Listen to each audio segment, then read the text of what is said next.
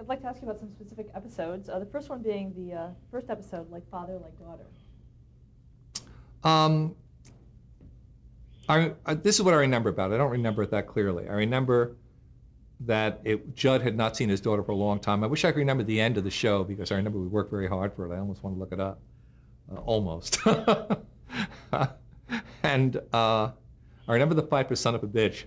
And I remember I had read about, at that time, there were coin-operated phones and they had this change box, public telephones, and one of the change boxes was missing, so that when you put the quarter in, it fell through and you could pick it up and put it through again. And while it lasted, the New York Times wrote it up, the line formed and you can talk to anybody.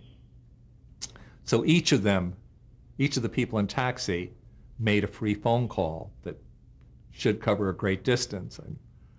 And Tony's was great. I remember Tony's, because as a NAM veteran, he had a night of love, and he wanted to call Saigon and just, and reach the woman he had known there. And when he finally gets the phone call, he says, "Can I speak to number 22?"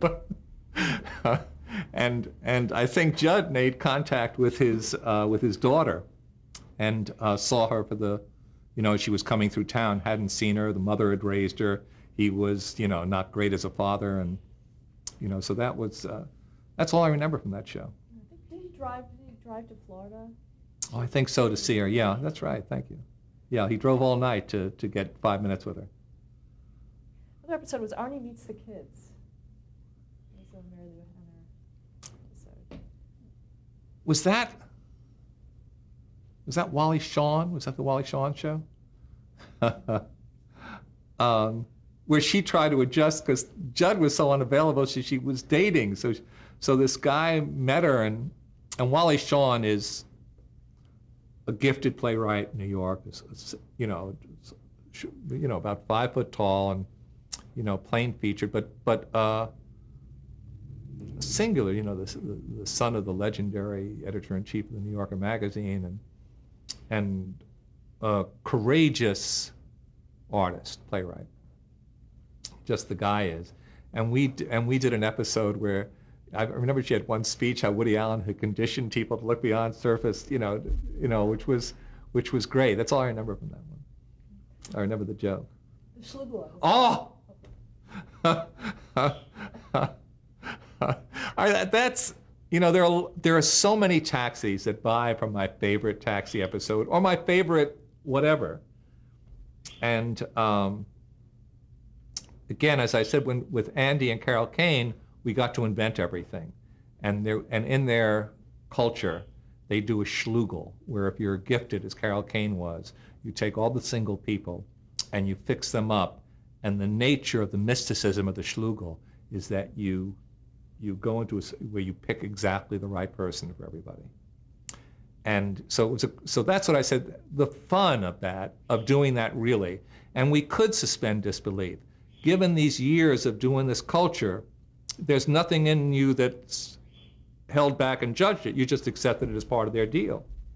So they did the show, and I'm trying to remember all the couplings. Tony with a wisecracking Italian girl, Judd with Carlene Watkins, who he fell for her right away, and she didn't fall for him. Very much, and he couldn't believe it, and everything he did, he bombed more. He'd give her a compliment so lavish where, I feel like my grandmother's coming back to life. This isn't it. My grandmother's coming back to life, and she's looking at me and she's smiling because I met a girl like you. Thank you. That's always nice to hear. He just bombed whenever he did anything. And Chris Lloyd was a Bob Newhart fan, so he loved watching Bob Newhart reruns. So the Schlugel was fixing him up with Marcia Wallace, or the real Marcia Wallace was in, and they hit it off. Louis, what do you do about that? So they got somebody blind, so it was Louis and the blind girl, which led to another episode. So he has a blind girl there who can't see him, so he can be a prince for her, and he's also, she can hear him trying to pour more liquor into her glass so that he can score, and that was a lovely moment. And who am I leaving? I forget who Jeff was with, And I think Mary Lou was with Wally on that show. I think Mary Lou was with Wally on that show, and that's, and they hit it off. They hit it off. He was such a sweet guy. They hit it off. And the only people who didn't hit it off were Judd and Carlene. Carlene, I have such an image of Carlene, the actress, afterwards, smoking a cigarette and being depressed because she thought she had bombed and she had been brilliant. And also, her life changed on a dime because she ended up marrying Ed Weinberger and they had kids and stuff like that. So that was all, all that kind of. And so there was a wonderful moment with Andy and his wife, Carol Kane, and about life being no damn good because the Schlugel didn't work, because one couple didn't work. And that meant that hope is an illusion. It meant that love doesn't quite exist, and it's just, and Andy's reaction to his wife saying that was too bad. And she says, too damn bad. Look how I remember this. And then you go outside to Judd driving Carlene home, and I forget what the dialogue was, but he corrected it enough so that he says, I guess you won't give me your phone number. And she said something like, I'll give you 4 digits. It was just, and then just before she got out of the car, she gave him the last 3, and that's how the show ended. So that's what A Great Taxi was, when you really just found genuine hope in the genuine hardship of it all. I don't think any comedy show dealt so much with life is filled with frustrations and problems as Taxi. And it was a scream. Well, going back to that I get mad. Taxi is very well regarded, and I feel like you do about your kid. I feel like never enough for Taxi. The Schlugel episode, do you remember the germ of that idea? How did that? I don't know, it was great. It was just fun. It was just fun. Like you said, a lot of some other relationships actually had their own shows after that. Was there sort of a story arc in place? Everything that worked got used again in another way. Like Chris sticking to the show. It was. As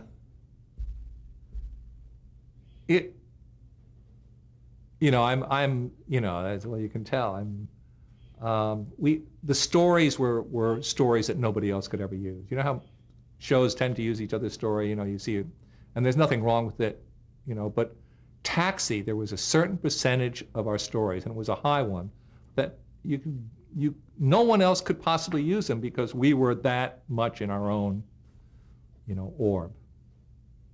Another one was Scene Skis from a Marriage. Was that the divorce show? Were they? Yeah, with Laka and Simca. Laka cheats something. Oh, okay. This was a 2-parter. We don't do many 2-parters because we couldn't figure out how. And Andy goes out because a female cab driver in a snowstorm, her car breaks down, so they send Andy out, who was a mechanic. He wasn't a cab driver, to fix it. And they're in the car and he can't fix it. And they're about to freeze to death. And the only way they can survive is the warmth of sexual union. So, that's all we know. He tells Simca. He confesses. He feels terrible. He tells her. She is distraught. She goes to the priest, their religion, robes. It was like vaguely Greek Orthodox in the way we dressed the guy and what the guy looked like. And he said, and it's wise. He says, what we do in this case is the only way you can stay together after this. You must get divorced. The only way you can stay together is if Simca, Carol Kane, makes love to one of Andy's friends so that he can truly experience the pain he has caused her, and then you can move on. So then it was, they don't know who to pick because it seems if she picks, it's like she's attractive, so she's not going to pick anybody. It's going to be the last one. They invite everybody over for dinner, and the last one to leave, or the last one to get there is the one that she will seduce so that she can stay married to Andy. She doesn't want to sleep with anybody else. It's the only way they can stay married. And there was a great burlesque routine we did about who was the last one there, where it looks like it's going to be Danny, and the last minute it's Judd, and he's there, and it's an act break. So then she goes over to Judd's house, who's really an intelligent guy, And she explains this to him. She won the Emmy for this show. And there's a great line where she's trying to seduce him, and she talks in an accent, and am I not luscious? Am I not, look at my skin? And she's trying to do everything. And she says, peel me like a grape so I can get out of here, was my favorite line from it. And he doesn't do it. He thinks he won't do it. She begs him because it's the only way he can save. And she goes off in sadness because now Andy and her have to be divorced. And then we do the divorce ceremony. And in their religion, if the husband circles the wife 3 times, they're divorced. So Judd and Chris Lloyd are sitting there, and he's saying, and Judd is saying, this is insanity. Stop it. This is madness. Will you two, And he starts circling, and he circles once, and he circles twice. Actually, a great story. And he circles the 3rd time, and they're divorced. And and you feel the pain. That was the good thing with Taxi. You felt it. You felt it in the audience. It was there. And then Chris Lloyd says, can't they get married again? And they just look up, and that's where the show ends. Any favorite episodes? Oh, so many. It was, so many. It was great. Why did the show move to NBC in this last season? ABC canceled us. This is, when we talk about luck, it's not like it was all good. There was a salesman put in charge of programming for ABC for 1 year. He wasn't very good at the job. He was an arrogant guy. He was somebody who spent his life liquoring people up and making sales. And I even forget his name, for God's sakes. And we got word they were going to cancel Taxi, which seemed unthinkable because we had won the Emmy the last 3 years for Best Comedy. So it seemed like even though our ratings weren't great, man, how could you do it? And I remember going to all the brass there, pleading my case well over this guy's head. But at the end, they let this guy do what he wanted, and he wanted to cancel us. He was fired shortly thereafter. He just sat at that desk for a brief wink, and in that time, he got to cancel Taxi. Well, the cast started calling, and we started drinking in the afternoon. And we went over to Tony's house that night, and we had a wake. We were distraught. Wake is right. That's what it was. We just couldn't believe it had been wrested away from us. And by the way, all the actors were successful, all could have offers, all could, everybody would offer them their own series. So it wasn't about losing a job, it was about losing Taxi for all of us. And I called Grant in the middle of it. Grant, who keeps on coming up in these stories as, the greatest guy ever. And he was at that time the chairman of NBC. And I said, they're canceling us. He says, there's nothing I can do. I said, I'm not asking you to do anything. I just wanted. And I think I was drunk when I made the phone call. And the day later, he called us up and said, you want to go on NBC? So we had our victory lap on NBC. We had 1 more year. And it helped. How come it was only 1 year? Because our ratings were no good. But by the way, this guy, from his point of view, the guy who liquored up customers was probably, but he was fired and he got a settlement. He was one of those guys. We just wanted to be able to go off with some grace, and Grant gave us that. Were you able to do a final episode? Yeah, I forgot. Yeah, we did, and I forget what it was. Isn't that funny? I guess it wasn't that good or something. Why don't I remember? Had the series gone on, did you have specific plans for any of the characters? No, it hadn't gotten, I guess towards the end of our last year on NBC, it began to be more like work. But before that, it was, it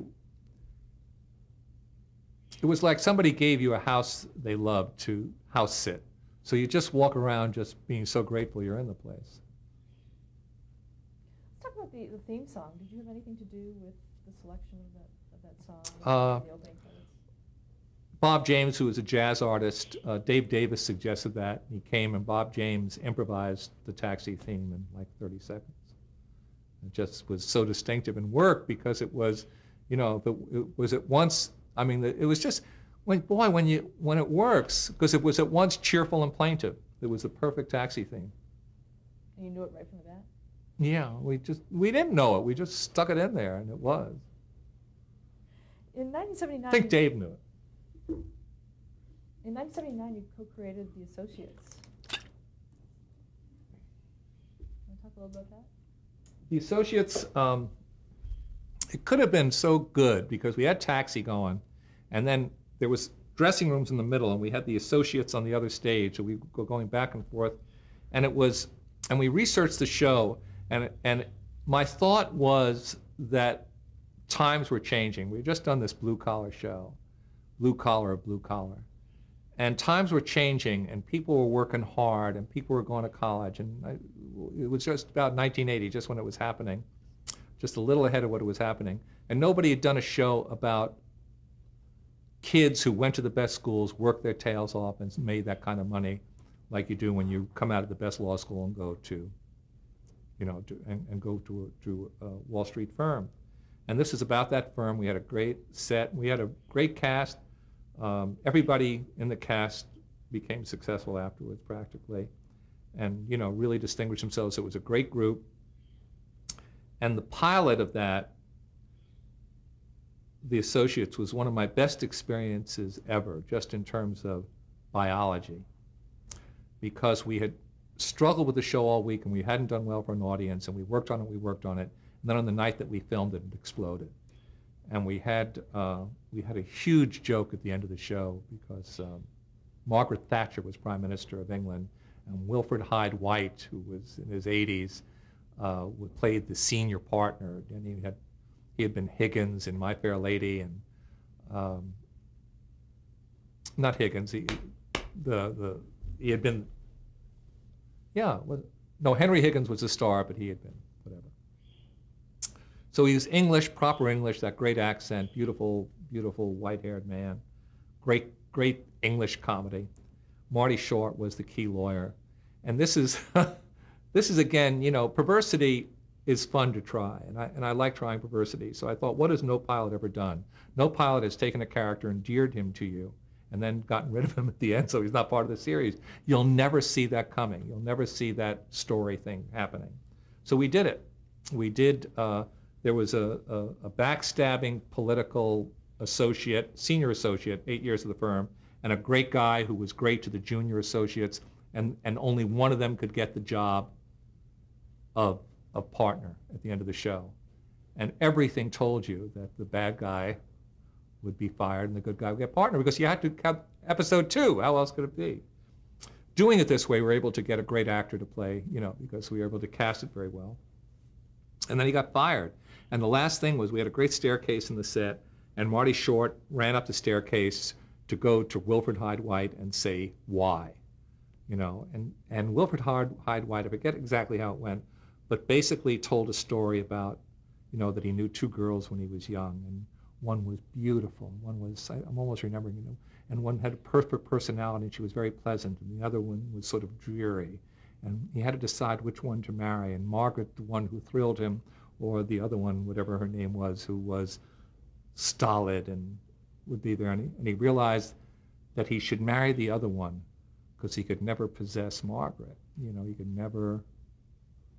She could never be his wife because she was so spectacular. So he would always realize that he couldn't quite achieve her, so he took that other path. And he said, and he took a while to tell the story, and Marty Short sort of took it in, and it was an answer. He needed to know why, and he's going out, and just before he gets there, he says, do you know whatever happened to Margaret? He says, yeah, she became Prime Minister of England. And that was like huge, at the time, nobody saw it coming, and it was a huge laugh, and it was the last moment in the show, that thing you can't get, your biggest laugh at the absolute curtain. So it was great, and we'd had such a tough time on the show. I remember being, levitated by the response of the show, and we had a number of special shows, but the audience didn't go for it. And I think, I think at the time we said how much money they were making. They were making $70,000 or $80,000 a week, but they worked. It was a prescient show because they worked so they almost had no lives, which was sort of became what happened 5 years later. It happened to the country. In 1979, you produced and wrote your first feature film, Starting Over. Talk about that transition into film. Well, as I mentioned earlier, you couldn't get arrested. And I remember my feature, I had in 1972, I had taken a leave of absence, relatively short one for me, from Mary, to write a full-length piece that was on ABC as a movie called Thursday's Game. And I had learned a little about doing a full-length piece, learned a little. And I produced it. I didn't direct it, but I produced it, and I had, you know, it was a real learning experience, you know, with everything you can imagine of a learning experience. There was good stuff in it, bad stuff in it. But I really learned to love an editing room, working to make that work. And the picture didn't work at first, and I came up with another idea, and I intercut it with that because the story was off. And, you know, I was given the opportunity to do some more filming to try and fix it. So it was a tremendous learning experience. And then Alan and I wrote a screenplay that nobody bought, but people came close to it. And then I wrote, I was given an assignment by Universal to write a screenplay, and I wrote it, and when I handed it in, they called me to a meeting, the head of Universal at the time. And there were like 4 people in the meeting, and the guy just told me how I stunk. I mean, you just very directly, why would you do that? Why, you know, this is everything we didn't want. Just, you know, and just let into me about me being, you know, bad at my job and, you know, can't write. And, you know, just, it was really rough. It was really rough. And I wanted another chance. I said, well, I think I can fix it. You know, it's not like, there's no heroic speech from me. It's just trying to get to the next step, and it never did work. They gave me one more chance, and they still don't like it. And then I got a phone call to adapt a book called Starting Over. And I read the book, and I had just gone through a divorce myself, and the book dealt with that. And I said I'd do it. So I was working on it, and that's when I started to take a long time writing. And hey,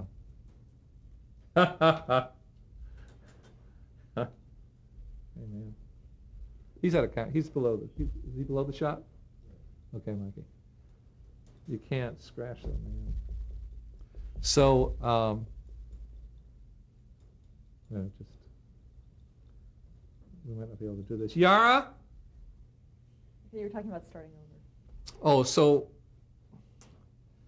I was hired to do an adaptation of the book, and I was working on it and working on it and working on it and working on it. And I called to ask them a question, and when I called to ask them a question, I've been on it for some time, I found out, when I called to ask them a question, I found out at that time that they had hired another writer and never told me. So I had been fired without anybody telling me. So it was really just very strange feeling. Went back to work on the television series, felt funny about it, and couldn't even finish the screenplay because I didn't own the underlying property. And then a year later, they had not made the movie. They had not gotten the script they wanted, and the book was available again, and I took an option on it, and I wrote it for myself, and I brought it to Paramount, and they were willing to make it. And Alan Pakula was my first choice to direct, and I pursued him very rigorously to direct the picture. And, you know, I'd written it sort of with Jack Nicholson in mind, and we didn't get him. And then, you know, it boiled down to Burt Reynolds, who I hadn't imagined for it as, you know, playing, you know, an alter ego of me. Burt Reynolds isn't. And we had a great cast. Jill Clayburgh and Candy Bergen, who had not done comedy, was Alan's choice. I had wanted Cher at the time, but I was producing it and writing it, and we made the movie. And you know, it's something so great because Alan was a wonderful director, and the second or third day he barred me from the set, and he was so great because he explained to me, because I'm there making faces when they got it wrong, I'm being the typical writer, and he said, you know, when you're directing a movie, you don't have to know everything, but at times you need the illusion that you do. And when you're there and the actors are looking at you, and it's not good. So it was, but then he allowed me full access once we were editing the picture. And we were going for the first preview where I discovered previews, which is I mean, there's no way to describe it, but I'll tell you the literal truth. Just before we went out to do Starting Over, I said to the editor, who still talks about it whenever she sees me, it's that long ago, you know, we'll know if we're in trouble if we don't get this first laugh. And I start to leave the room, she says, Jim, I can't see this happen to you. You know, it may work as a romance, but it's not going to get any laughs. It's just not funny. And I don't want you walking in there. And I just, I just looked at her. Now we had these, you know, people recruited. And I remember going to a bar across the street, and nothing could make me not 1,000,000% sober. It was like, you know, there was a hole in my body. There was so much anxiety that, and then the preview went well, and the movie went well, and the two women were nominated for Academy Awards. It was, again, a terrific learning experience for me, watching Alan and, you know, seeing the way he did it. Made at least one lifelong friend on it, and that was my first movie. 1983, Terms of Endearment came out. Well, Alan Pakula was offered Jennifer, oh God, this is terrible. There was a Song of Bernadette, you know old movies, there was a great Jennifer, and she was married to one of the giants of Hollywood.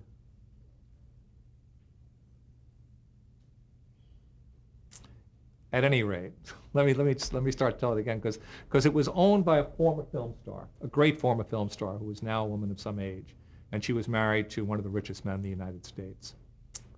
And she offered it to Alan. They were friends, and he said no, but he recommended me. I had never directed, and I read the book, and when I read the book, I came to Emma's death in the book, and I started crying, and I hadn't cried twice in my life till that moment.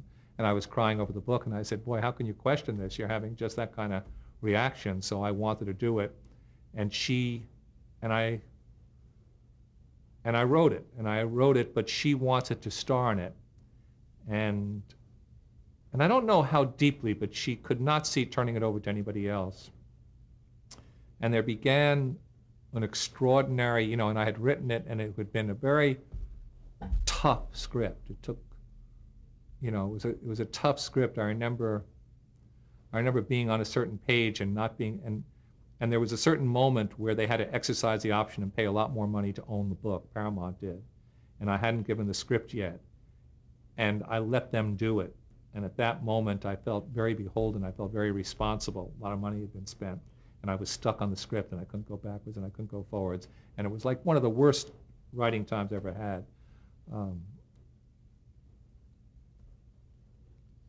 So I finally finished the script, and they were willing to make the movie for a moderate budget. And she still wanted to star in it, so then it was a very delicate time before she said, okay, you can have somebody else act in it. And that's when I began a real long procedure of talking to everybody, every woman around the age of 50, everywhere. There's no one I didn't think of. And they were all women who had been great stars. It was the nature of it. And I hadn't thought of Shirley MacLaine. I don't know why. But there's a great agent who, you know, who wasn't my agent, who said, you're crazy if you don't talk to her. And I went out to see her, and that happened. And then the cast came together, and I had Deborah Winger, and she was a friend of Jack Nicholson, so she got him to read the script. And he had said he wasn't going to work for a while, but Deborah basically talked him into it. I don't think he even met me. And then it took me, I'm getting ahead of myself a little, because from the moment that I had the script to do and she didn't want to be in it, it was 4 years before I raised the money to do it. Stop here to change the tape.